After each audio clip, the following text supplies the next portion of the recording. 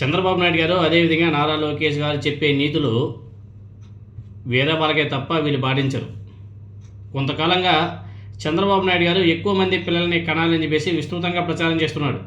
ఇందుకోసం తన ప్రభుత్వం ఇచ్చే ప్రోత్సాహాల గురించి కూడా ఆయన ఘనంగా చెప్తున్నాడు. 30,000 40,000 అనేసి. అయితే ఎక్కువ మంది పిల్లల్ని కనాలని చంద్రబాబు నాయుడు గారు ప్రచారం చేయడం మీద నెటిజన్లు, వివిధ రాజకీయ పక్షాల నాయకులు కూడా ఏకీపారేస్తున్నారు. ప్రభుత్వం ఇచ్చే 30,000 40,000 ఏవైతే ఉన్నాయో డబ్బులు, ఆ 30,000కు పిల్లల్ని కానీ అడక తినాలా అని చెప్పేసి చంద్రబాబు నాయుడు గారిని నిలదీస్తున్నారు. అదేదో మీ ఇంటి నుంచే ఆచరిస్తే స్ఫూర్తిగా నిలిచినట్టు అవుతుంది కదా అని చెప్పేసి దెప్పి పొడుస్తున్నారు. ఆమె పూనం కౌర్ నారా లోకేష్ గారి నుంచే స్టార్ట్ చేయండి, తర్వాత ఫాలో అవుతామని చెప్పేసి ఆమె కూడా ట్వీట్ చేసింది. తాజాగా మరో అంశంలో కూడా చంద్రబాబు నాయుడు గారు, నారా లోకేష్ గారు పౌర సమాజం తీవ్రంగా తప్పుపడుతుంది వాళ్ళు తీసుకుంటున్న నిర్ణయాన్ని. వాళ్ళు ఏమన్నారు?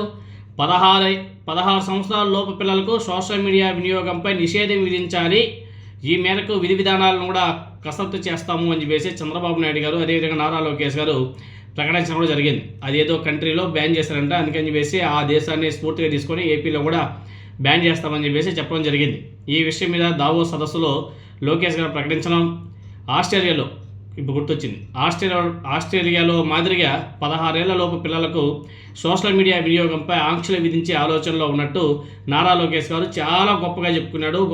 ఆయన చెప్పడం ఆలస్యం, ఇంకా వాళ్ళ మీడియా, వాళ్ళ సోషల్ మీడియాలో అబ్బో నా సామిరంగా అట్లే ఎరగదీశారు. ముఖ్యమంత్రి చంద్రబాబు నాయుడు గారు అసెంబ్లీ వేదికగా 13 నుంచి 16 ఏళ్ల మధ్య వయసు ఉన్నటువంటి పిల్లలు సోషల్ మీడియా వినియోగంపై లోతుగా చర్చించి అధ్యయనం చేశాక నిర్ణయం తీసుకుంటామని చెప్పేసి కూడా ప్రకటించాడు. ఇంకా ఒక నిర్ణయానికి ప్రభుత్వం రాలేదు, చేస్తాము అని చెప్పేసి చెప్పాడు. ఇటువంటి టైంలో చంద్రబాబు నాయుడు గారి మనవడు నారా లోకేష్ గారి ఏకైక పుత్రుడైనటువంటి నారా దేవాన్స్ స్వయంగా యూట్యూబ్ ఛానల్ ప్రారంభించడం జరిగింది. ఆయనకి ఏమైనా 20 సంవత్సరాల నారా దేవాన్స్కి? మరి ఆయనకి సోషల్ మీడియా ఎందుకు? ఆయనకి సోషల్ మీడియా ఎందుకు? యూట్యూబ్ ఛానల్ ఎందుకు ఆయనకి?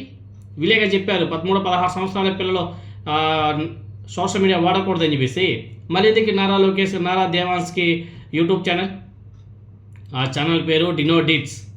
ఒకవైపు 16 ఏళ్ల లోపు పిల్లలకు సోషల్ మీడియా వినియోగంపై నిషేధం విధించేందుకు కసరత్తు చేస్తున్నామంటూ, మరోవైపు ఆ పెద్ద మనుషులే తమ ముద్దుల పిల్లాడితో మాత్రం సొంతంగా యూట్యూబ్ ఛానల్ని ప్రారంభించడం మీద విమర్శలు కూడా గట్టిగా వినబడుతున్నాయి. పైగా దేవాన్స్కు నారా నందమూరి కుటుంబ సభ్యులు యూట్యూబ్ ఛానల్ ప్రారంభించినందుకు శుభాకాంక్షలు కూడా చెప్పారు. కొంచెం సరే ఉండాలి. మరి ఎందుకనో నారా మన deputy chief minister Pawan Kalyan అలాగే కూటమి నేతలంతా శుభాకాంక్షలు చెప్పడానికి పోటీ పడలేదు. అదొక మంచిది. లేకపోతే ఫస్ట్ మేబీ ఫ్యూచర్లో ఏమైనా చెప్తారేమో పవన్ కళ్యాణ్ గారు అదేవిధంగా కూటమి నాయకులంతా కూడా. నీతులు చెప్పకుండా ఇలాంటివి ఏం చేసినా అదే ఎవరు ప్రశ్నించరు. ఫస్ట్ వాటిని మీరు పాటించి తర్వాత ప్రజలు చెప్తే తర్వాత ఏమో నాయకులు చేస్తున్నారు కాబట్టి మనం కూడా పాటిద్దామని చెప్పేసి ఆలోచన చేస్తారు. మీరేదో జనాల నిధులు చెప్పి పాటించకుండా కబుర్లు చెప్తే ఎవరు కూడా వినరు. నారా చంద్రబాబు నాయుడు గారు ఆయన తనయుడు లోకేష్తో వచ్చేటువంటి ఇబ్బంది కూడా ఇదే అని చెప్పేసి సొంత పార్టీ నాయకులే మాట్లాడుకుంటున్నారు. ఎక్కువ మంది పిల్లల్ని కనాలని చెప్పినా 16 ఏళ్ల లోపు పిల్లలకు సోషల్ మీడియా నిషేధం అనేసి చెప్పినా ఇవన్నీ కూడా ఇతరులకే తప్ప వారికి మాత్రం కానే కాదు అని చెప్పేసి జనాలంతా కూడా వెతకరిస్తున్నారు. ఆచరించని విషయాల్ని సమాజం మీద రుద్దాలని ఎందుకు అనుకుంటున్నారో అర్థం కావడం లేదని చెప్పేసి పౌర సమాజం నేతలంతా కూడా ప్రశ్నిస్తున్నారు. అంతేకాదు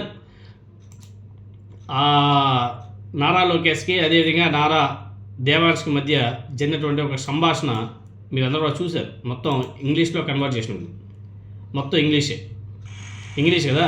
అంటే వీళ్ళ పిల్లలేమో ఇంగ్లీష్లో అనర్గళంగా మాట్లాడాలా, పేద మధ్యతరగతి కుటుంబాల పిల్లలు మాత్రం ఇంగ్లీష్లో మాట్లాడితే వాళ్ళని ట్రోల్ చేయాలి.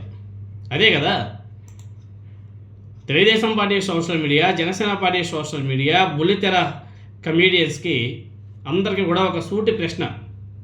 వైఎస్ జగన్మోహన్ రెడ్డి గారి హయాంలో బెండపూడి ప్రభుత్వం బడిలో చదువుకుంటే సామాన్యుని బిడ్డలు ఇంగ్లీష్లో మాట్లాడితే వారిని సోషల్ మీడియా వేదికగా వెక్కిరించారు కదా.